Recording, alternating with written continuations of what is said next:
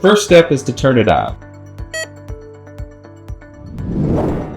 Then verify the meter is in frequency display mode. Once that's confirmed, position the frequency meter at the mid-span, approximately a quarter inch above the back of the belt. The Megadyne engineering team will perform a calculation to determine the correct frequency.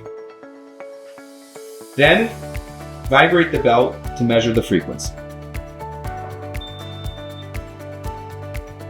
The frequency will be displayed on the meter.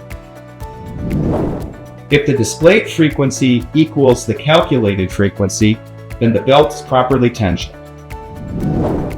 If the displayed frequency is greater than the calculated frequency, then the tension is too high and the center distance needs to be reduced.